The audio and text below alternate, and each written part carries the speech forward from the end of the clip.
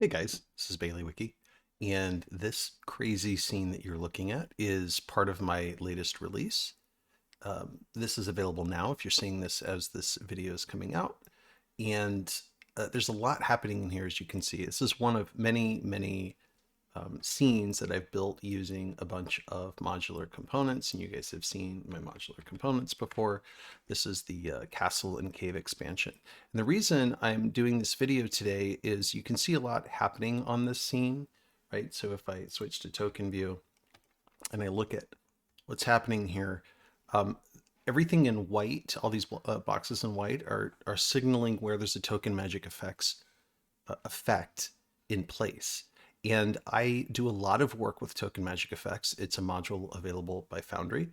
And this is a really powerful module that lets you do things like this, right? So it does more than just what you're seeing here. You can use it for battles and other stuff. You can see this is just a regular white tile, and that tile has a filter applied to it. And these tiles also just regular tiles that have filters applied. And it lets you create these really interesting effects. And I use it a lot, and I use it and I customize it a lot. So I'm going to show you how to be an effects wizard today. I'm going to show you how I do stuff like this guy who can walk through this fire, and as he's walking through it, let me give him some hit points. He's taking damage. I'm going to show you how to do things like this, and it's really simple. This is just, again, it's just a plain tile with some effects applied to it. Here is this sort of fog effect in this cave. Here we're in a room that has blood splattered everywhere. This is actually a token magic effects filter. It's customized, but it made so you can splatter blood on things, including tokens. Here's a couple of assets that have a sort of a custom electric effect applied to them. Here's some examples of some more tiles that are just laid into the floor to make it look like there's cracks or channels built into the floor with effects underneath them. This room has, similar to the blood effect that you saw, this is actually a snow effect applied. This is just a custom effect that I made that you can basically quickly transform anything into sort of a snow-covered thing. Here's another fire effect you guys saw before, but if you use these tiles in certain ways, you can make that effect really controlled. This room also started off as red. If I move it around, you can see this is what it originally started off as. I'm going to show you how I did this, and I'm going to show you some really interesting things that you probably don't know are available.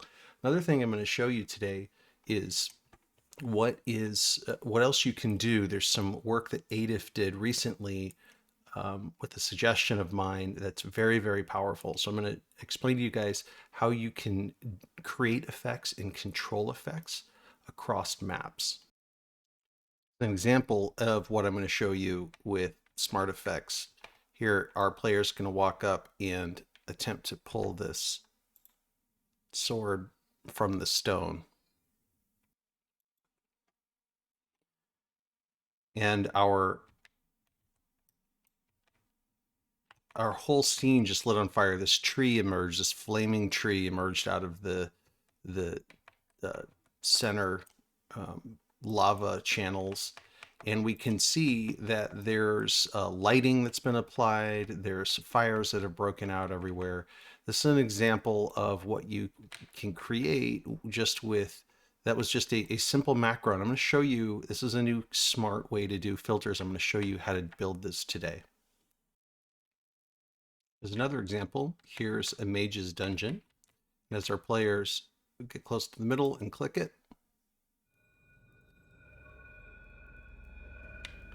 you can see all of these effects, overhead effects, underfoot effects, sound, light, everything activates with all of this.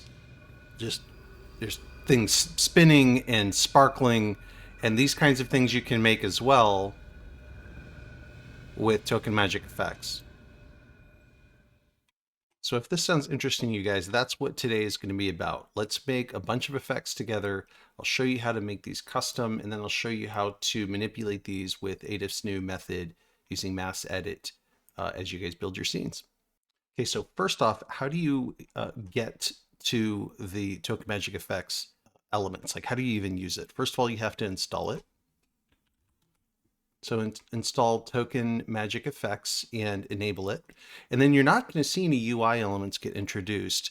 It actually does a few things. One of the main things you need to know about is you need to go to your macro compendiums and you need to look up Token Magic portfolio. You see there's the Token Magic Book of Fire and then the portfolio.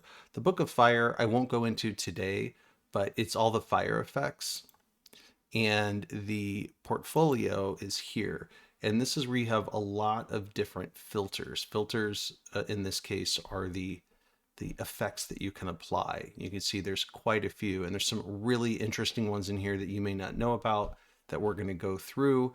And I'm going to give you some examples of how you can do some really crazy stuff with these things today. You also have some very important utility filters, like delete filters on selected is one of the main ones that you're going to use a lot.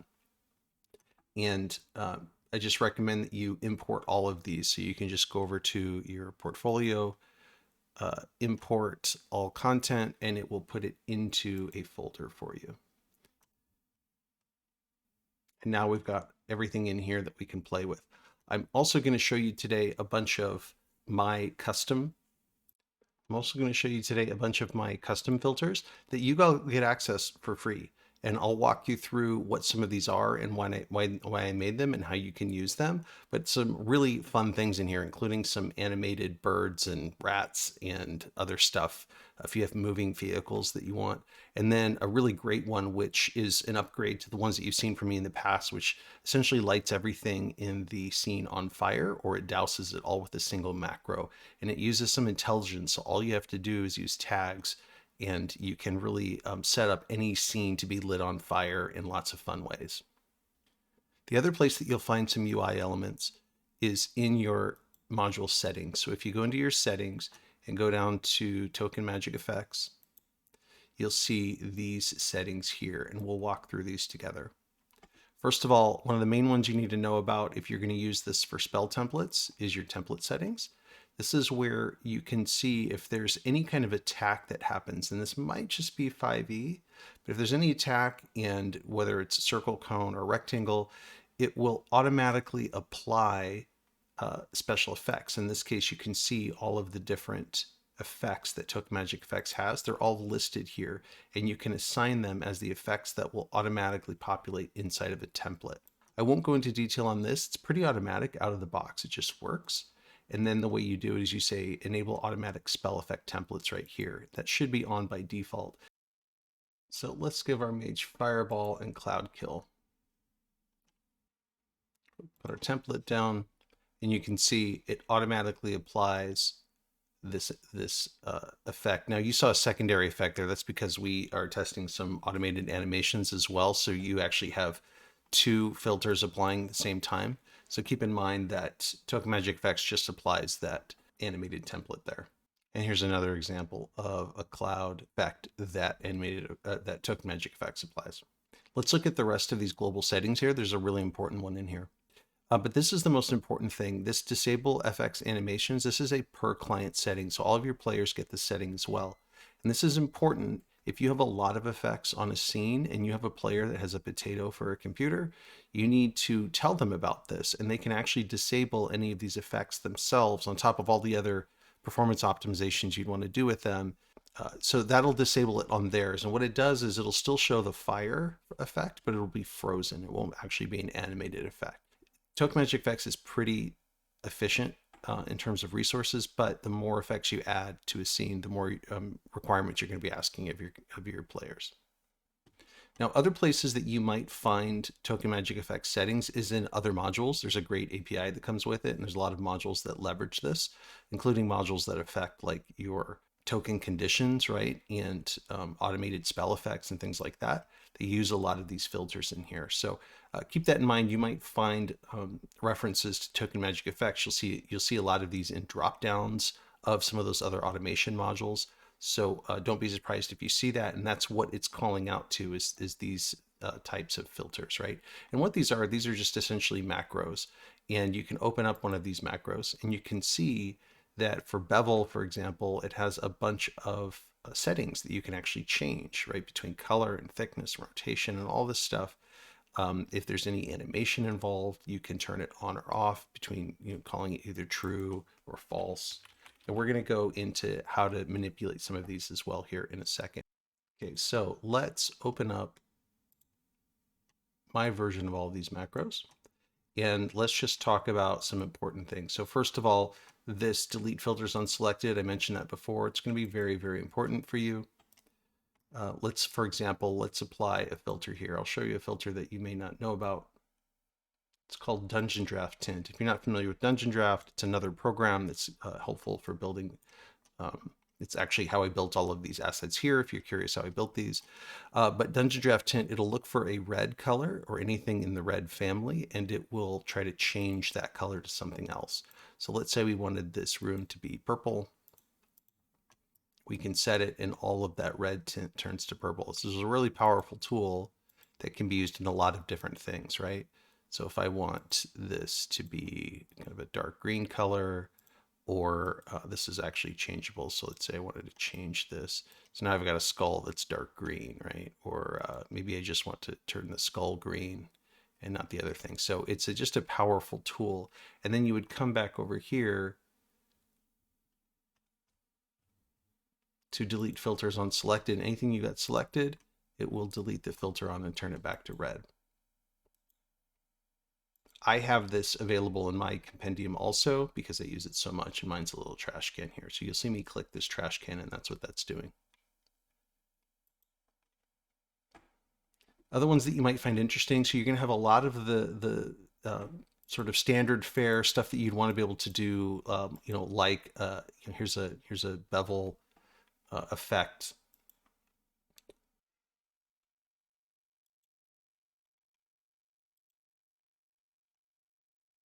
Adjustment's great. It lets you really adjust things just from a tile perspective. Like if you want your artwork just to be a little bit different, you can do that here. Drop shadows are also super helpful. It lets you take an object like the skull, for example, and select our skull, and we can give it a drop shadow. And you can see it immediately gives it this nice effect that it's standing up off of the plane there that it's sitting on. Now, I have other drop shadows that I've created because I found they're very, very helpful. So this one is a tall drop shadow. This makes it look like it's standing a little bit further up off of the plane. That can be helpful when you want to give the perception of depth, or maybe you have a tower or something like that that might be casting a longer shadow. You'll use distortion a lot, especially if you're going to make water effects and things like that. I want to point out that some of these have images that they call out, and you can copy this image and go see what it looks like.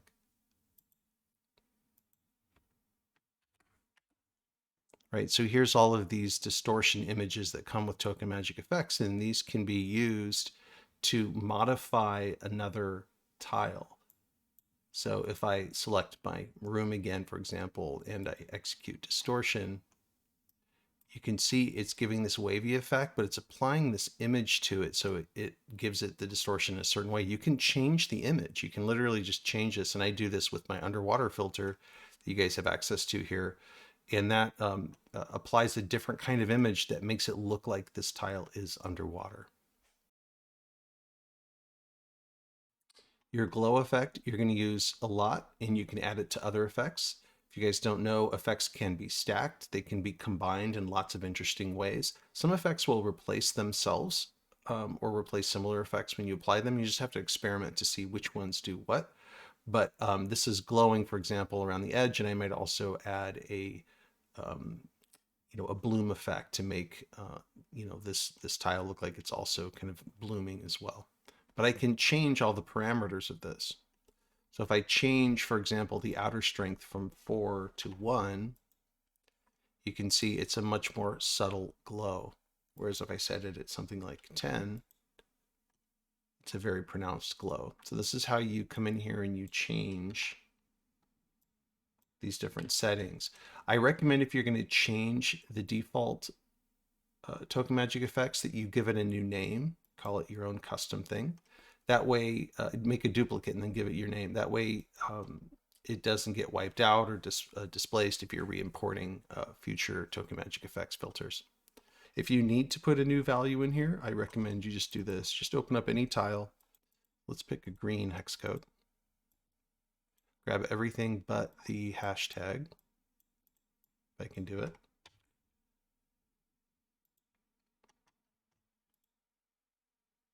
And then everything after the X, you'll put that hashtag in.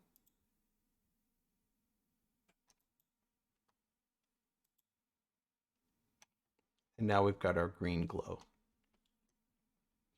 So once you have it saved, you can just give it its own name. And now you can save that, and you've got your own macro that you can use anytime that you want. You've also got transformation macros. So these filters can be applied to lots of things, not just tiles, but also tokens. You can even apply them to drawings that you make. I use it for all of those all the time. We have transformation macros that will transform your image in some way or another, right? So you can play around with this, try to maybe give life to some of your tokens just automatically, right? And you can make this more subtle. You're seeing a lot of this now, but you can change these oscillations to something much smaller, like -9 and 0.9. You might have to delete your filter and then reapply it. Much more subtle. You can see now, this is kind of interesting, right? So now all of a sudden our token looks like they just got a little bit of animation, a little bit of life, but we didn't have to do anything. We just applied this Moo Man dance, and now we've just made our own custom filter on the fly, and we have a little idle movement that gives a little life to all of our tokens. And once we have it, we can just apply it to any token that we want. You also have things that you'll use a lot. You can just make these macros in your macro bar. But if you have a player that casts blur on themselves, or if you want to show a player kind of phase out before they teleport, this is how you do it. You use things like the blur filter to do that. Another one that people don't really understand why it's there, but I think it's super cool. If your artwork comes with drop shadows and you don't want it to actually use those drop shadows, you can use it. Now, unfortunately, I don't think I have an example of something with a drop shadow here, but if this piece had a drop shadow, for example, already built in, it would look for the semi-transparent pixels and attempt to remove them. And you can change its tolerance for how much it'll remove. So it's super helpful if you want to remove drop shadow that you didn't intend for the artwork. Fumes is one I use a lot. I'll change the amount of blending and the speed of the movement and all sorts of other things. And this is how you can create water effects and other things as well, to make something look like a little bit more like magical type of water effect.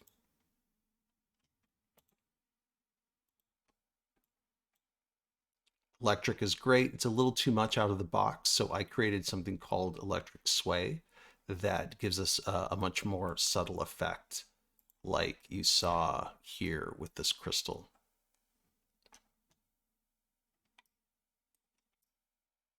Other things that you'll no doubt use in battle if you're playing 5e, you've got things like mirror image, which is a great little effect. It looks cool to your players when they launch it. Kind of a similar, you'll be able to see that some of these, like how many of these appear and what speeds, you can affect all of those parameters. Then you have lots of shields and force shields and things that can cover a player and show that they've got some sort of spell effect applied to them. There's a ton of these available. You can customize them in all kinds of different ways. And then we get to the fire filters. You can see here we've got a couple of different things going on. You've got Xglow plus fire. And if we just look at this filter and how it's set up, you actually have sort of the fire filter happening in all of its parameters. And then you've got this zap shadow, and you've got Xglow and all of its parameters. And you can see how they're set up. They're just separated by a closed bracket with a comma, right? And then you can put another one in here. And I'm going to show you guys how to build these more complicated filters here today, because this is how you can actually combine them in one single macro, so you can launch it and get just the effect that you want every single time. So this like fire outlining the player, the fire texture over on top of them. These are all different filters applied and combined together. Here's some more filters that transform. You can see this is a player trying to evade. I actually used this filter, a modified version of it, to do the cart that you saw earlier. So if you have like a moving cart, this will very, very subtly have it move. So as the cart moves, you can have it sort of rock back and forth. It's a great little effect. I used it in the Endless Road that you guys saw recently.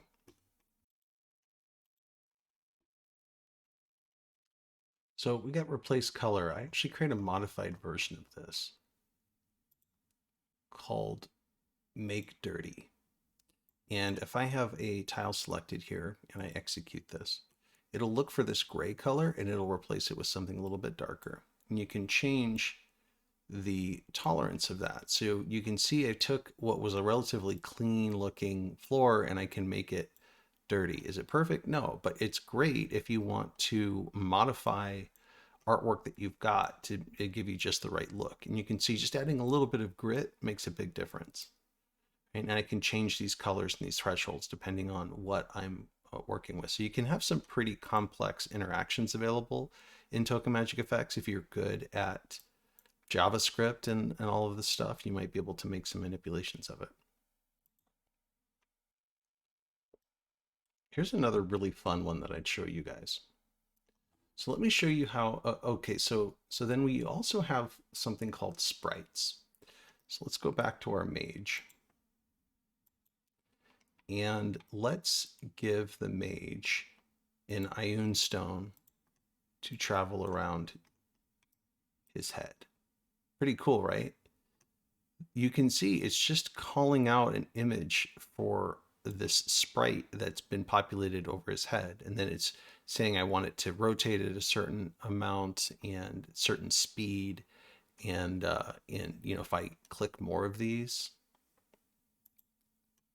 I can create more stones. Fascinating, right? So what can you do with this? Well, I created something custom here, and we'll use something that's stationary like this sword in the stone.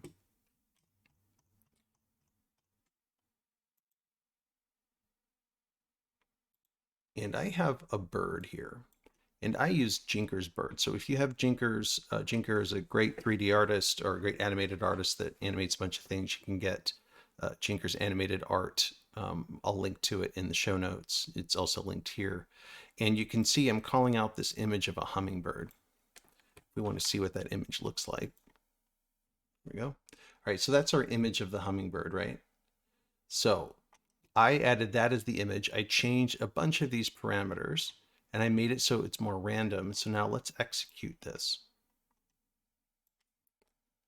You can see now flying sort of randomly around the scene is this little bird. And it's going to carve a path around the you know, this particular object. So if we want that path to change, we can just simply move where this object sits. And we can have a bird just sort of like randomly fly in to our scene, kind of, you know, stop at some random areas and then fly out. I can change how wide of a circle that bird is drawing.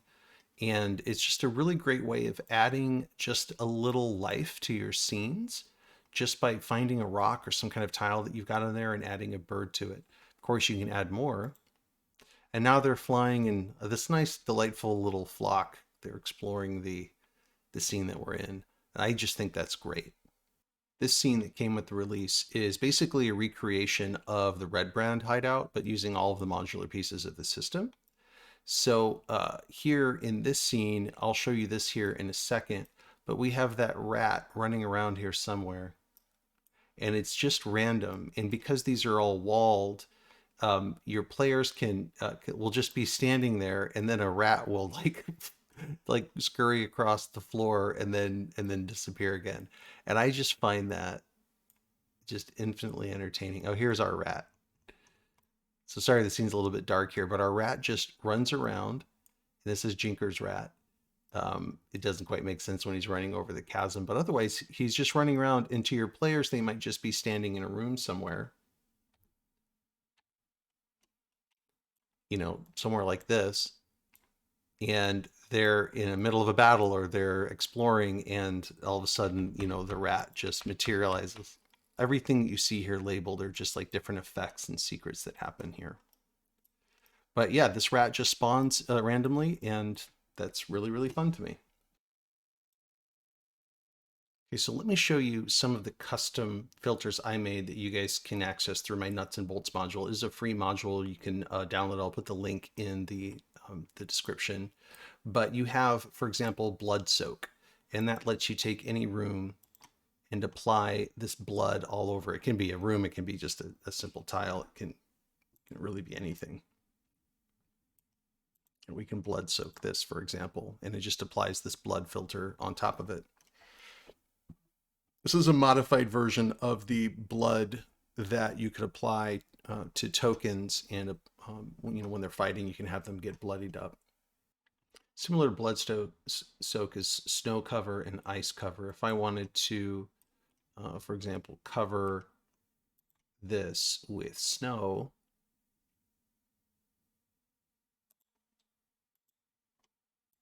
I can execute this. What it's doing is it's saying, look, I want to apply this splash effect, which is the same thing I used for blood, but I'm going to apply a white color. I'm going to blend it to a certain amount so I can kind of see what's underneath it. And it's going to give me an approximation of snow. Is it perfect? No, it's not. But the fact that I can make any tile in any scene look snowy and relatively believably is pretty cool to me. And remember, you can always tint these things further as far as the underlying artwork, right? So I just tinted this a little bit to blue, and now I've got blue with some snow on it that's feeling pretty good in terms of believability. And you can see when I applied it to some of my caves earlier, it was pretty decent. I also have these custom effects like this electric sway. You can see it applied here to this script. The script's rotating because of tile scroll from Ripper, but the electric effect will just sort of like scan across, and then you can make these more or less opaque, and it will pick up more or less of the electric effect. These are all hidden currently till I activate them. And you can see it's just really nice. Everything on here has this sort of electric sway effect on it. I colored them differently in some cases, but you get the idea. Now I also have developed this concept of fire tiles, and that's what these things are, right? So this is just a regular white tile. You can see as I move it what it really looks like. It's hidden right now. If I unhide it, you can see that it's got a filter applied to it, and the filter makes it look like there's something hot underneath, and it's got this sort of glowing edge, right? While it's hidden, the GM can see this, the players don't see anything at all. And what I've done was I've created these different fire tile filters here. So for example, here's a fire tile with no transparency.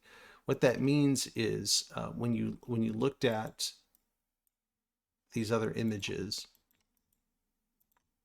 right? So I'm unhiding this. This is just a tile like that. And you can see it only shows the fire and leaves everything else as transparent, right? So that's one kind of fire effect. And that's if you want to just put open fire on anything, right? Right, and it works well for that. But if I applied the same one to here, it would be a different effect. It would look like just fire, and I want this to look like it's an actual channel. So I've got different fires with and without transparency, and then with or without that sort of edge, right? And then I've got these fire tile channels here. So let me go back to inventory scene here. So we'll grab this normal one here, and we will just apply. These are slightly transparent, by the way. I made those so they'd pick up these effects in the right way. And you know, here I've got this channel. If I drag it up on top of something, you can see that it has this effect where it looks like there's an edge to the ground that it was sitting on. And in that way, you can take these channels and you can combine them together, and you can have, you know, really interesting things happening on the floor. Here's sort of a cold motif. There's a warmer one, right? And that's what these channels are for. And then I have another special one. It's called Light Stuff on Fire. And what this one's good for is if you have an object and you want it to have fire on top of it, but you don't want to make it anything else. You don't want any extra on top, right? So now I've taken this and I've lit it on fire. Now this is important for what I'm going to show you guys here in a second. Because in some scenes you may want to light things on fire. Some scenes you may want to just place fires down like you see here. And then maybe you also want channels and things like that to be on fire. So I'm going to talk about how to combine all this stuff into smart filters so that you can do some really cool things really simply. But notice here, like I wanted a way to do floor reveals, like where I can just put something down on a tile and it'll, if a player clicks on it, it will reveal a ladder or a chest, or I can put an item in there, or there might be a body, right? And so maybe it's a wood floor and some other things. But, you know, how would I do that? Well, in this case, I'm using the dungeon draft filter. So let's say, for example, I put this down and it's on a, you know, a black floor like this. Well, I can go to my dungeon draft filter and I can pick the color of the floor. And now I have a tile that matches the floor. So to the player, they would see like the normal flush floor, maybe it's tiled. And when they click on this, it reveals that and it shows the tile moved away, right? Really simple plot hook. I can make this then a smart tile and I can have this like trigger a teleporter, or, you know, right now it's already making a noise and it's making the tile reveal itself. But you can do all sorts of cool stuff with something as simple as this, and it all gets brought together in a nice seamless way because of this filter that we've got. I use the same thing on these, right? So if I want this to be a different color, maybe I want it to be black. So who knows where this goes? There's some greenery coming out of it, but it's a well, or it's a portal somewhere, or an enemy's going to spawn out of it. I can do that here. Or if I want to, you know, if I want this to be, you know, instead of red, I can do green, right? And all of a sudden there's acid down there or something, or it's fits into a motif of a scene that I'm working with that way. You can also do cool things like this. So you see these two trees here. These are actually two tiles. You can see what the tile looks like when it doesn't have anything affected, and they're on top of each other. This one has just a very subtle bloom effect, and then this one has this modified globes. I used, I think it was the fairy light, and I modified it in a bunch of ways, and it gives me this nice sort of subtly animated leaf type of effect. And so I have that there, and it's all one prefab, so I can just drag it in, and I have this sort of like magical tree, right, anywhere that I want. And then I've got this one that's using the same base technology, but I've lit it on fire using the one I just showed you. And then I've got one that's really set more to an orange. And that gives me this nice kind of magical tree. It's not being consumed yet, it's on fire. And I use that as a plot hook in a couple of my sample scenes. Okay, so now I want to show you for the last thing how to make smart filters. So now we're back to our approximation of a red brand hideout. And you can see this room is on fire. Well, I have this thing called toggle fire, and if I click it, it did a bunch of things. It got rid of all of my fire tiles, or it hid them, more accurately to say. If I click here, you can see there's still a fire tile there. It took all of these barrels that had a fire effect applied to them, and it took that effect away.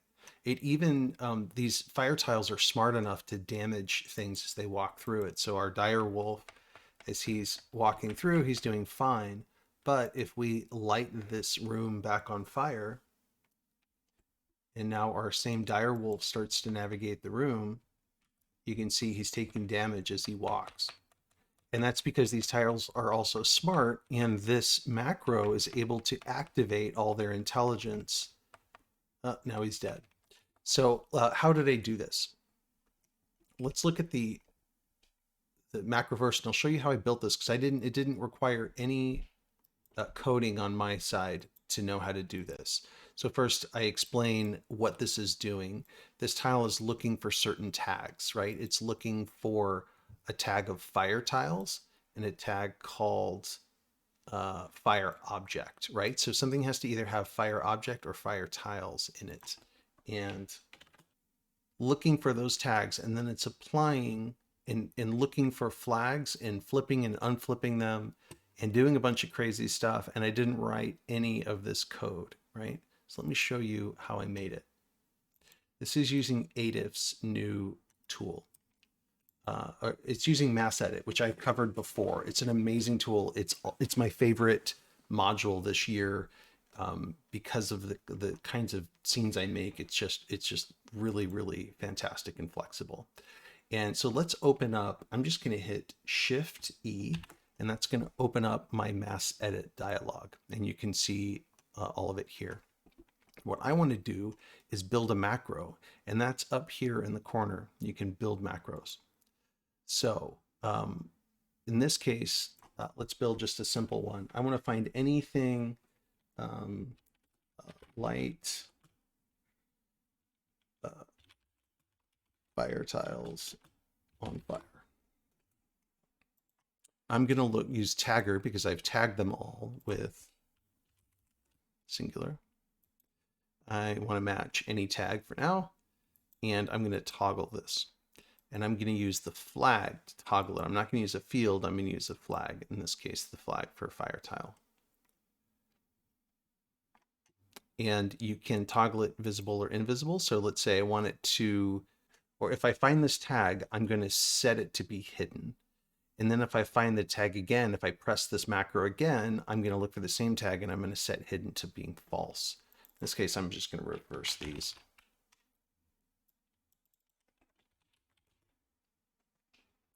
And then what I want to do is make sure that I apply a filter. So in this case, I have a fire tile filter, and it's this one with transparency, right? And then what I want to do is I want to select the targets. What that does is it says, because I don't want to have to go and change all of my Token Magic Effects filters to do anything special, I just want to use them out of the box, they require that the target is selected in order to apply the filter. And what this nice little box does is it automatically selects them so that this filter can be applied properly. So I'm going to look for all of them. I'm going to unhide them. I'm going to set their hiding to false, and I'm going to set their, and then I'm going to apply this filter to make sure that they're on fire. Then I'm going to, if I press the macro again because it's set to toggle, I'm going to now delete filters on selected, right? And then we can generate this macro. Now we have our macro. It's set as a script. We've got everything in here that we need. And we've essentially got a macro that will look for those tiles and affect them. And let's see what happens when we just execute this macro by itself. So it tried to do something, but I think what it did was turned everything on. Now let's try to turn it back off. See that? It looked for all these fire tiles, and it basically turned off and unapplied all of the filters to them. It hid them, so these are going to be hidden from the players, but essentially it turned it off. Now let's try it again. Execute our macro. It's finding all of those tags and it's lighting them on fire. The reason I'm using tiles and not drawings is because drawings are great. You can draw them in different places and around certain things, but tiles are a lot more flexible. They can be smart, right? So these tiles all have intelligence to them and can damage players as they walk through them. And you can put them on different levels. So if you have levels enabled, you want them to be overhead, that sort of thing. Drawings just can't do that very well. They don't render to the players in the right spots and stuff like that. So tiles are a great way to be able to do fire in addition to, or maybe even instead of, drawings altogether. So now I've got this initial macro that I built. I can build more the same way, and to link them together, you just come down here, you put a comma, hit return, and then just copy your other macro down here below. And typically that'll be all that it takes. There's probably a more proper way, and you guys can let me know, you developers can let me know in the comments if there's a better way to do that. But that's essentially how I built this macro here, is I just built a couple of smart filters using Adif's new macro builder. And then I just linked them together, and now it works. I even made one that just looks for lights, right, with that light effect, and it just says, you know, turn it on, and that way, you know, I can actually make the room look like it's really being flooded with light from the fire that broke out. And I can do that across the whole map. It's super easy, super simple. So hopefully that helps you guys think about how you can create filters that can do other things. You can use that same function from Adif to make all the lights on any map turn off. You don't even have to have them tagged. You can just look for lights and turn them off. It's really, really powerful, and makes it so that you don't have to spend a lot of time doing it. And just as a reminder, you guys do get access to my nuts and bolts compendiums for free. And this is where a lot of my macros are stored. So I have a lot of helpful macros for different types of things, depending on what you're doing. Some of these power just my content. Some of them you might find useful for just building, and like here's a bunch of other effects that I've got in here, and some utilities that you can use as well. Again, some of these power my content, but you can feel free to come in here and peruse these and see if there's any that you want to use for your own. You can see these macros applied here. Here's the snow cover macro, and it's pretty good. Like, this is pretty good to start off with a cave that was not icy, and now it is. It's pretty nice. Here, that same cave now segues to a nice molten cave. I've got more effects applied here. This is great. I love this kind of immersion. I love these kinds of effects. Hopefully you guys too. Here's the blood splatter effect we were talking about before.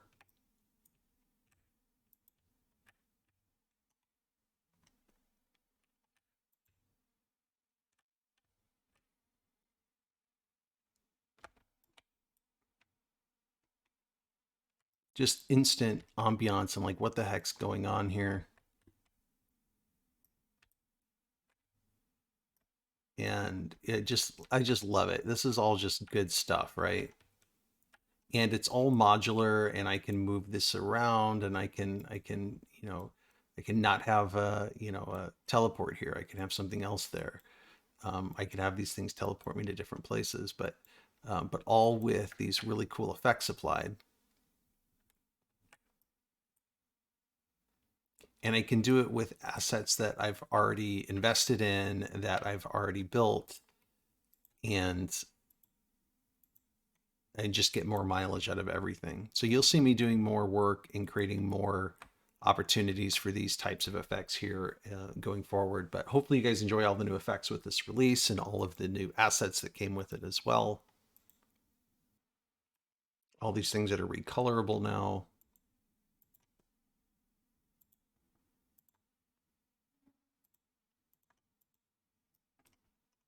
I mean, I just love that.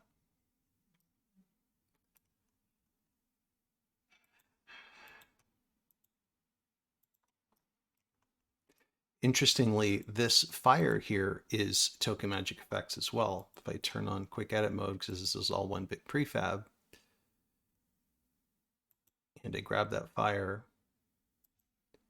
it's actually just a fire tile. It's one of the tiles in my pack, and it just has the fire effect applied to it. And it just becomes this nice, really believable fire just sitting there, right? And I can snuff it out because it's smart.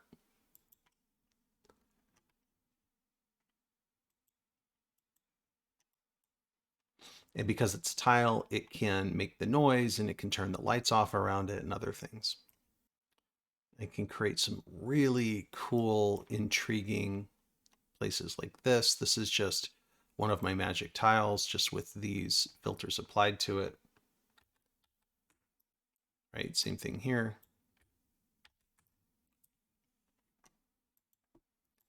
It's just a really, really cool environment for players to navigate around in, right?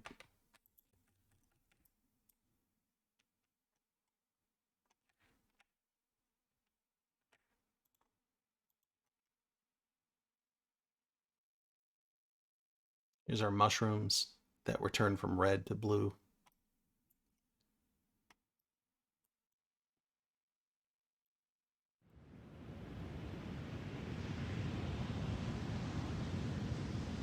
Nice shipwreck scene with ships under the water and half submerged. Kind of encampment in here. These ships are all actually explorable and livable if you want them to be. Otherwise, they can just be regular derelict ships.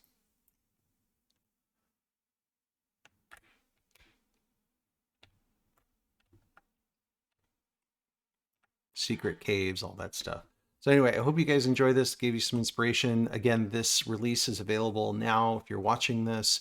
Hope you guys enjoy it. You make some really great stuff out of it. And I really hope you enjoy. If you don't get that, I hope you guys do get the free nuts and bolts module and make some cool stuff with the effects that I put in there.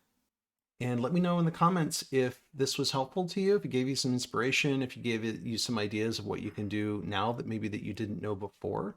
And let me know if there's things I didn't cover that you know that Token Magic Effects does do. Let us know in the comments if you think there's something helpful so that we can all get a little bit better together. And with that, that was today's tutorial. And thanks so much for watching, guys. Really appreciate you. And have fun making your maps.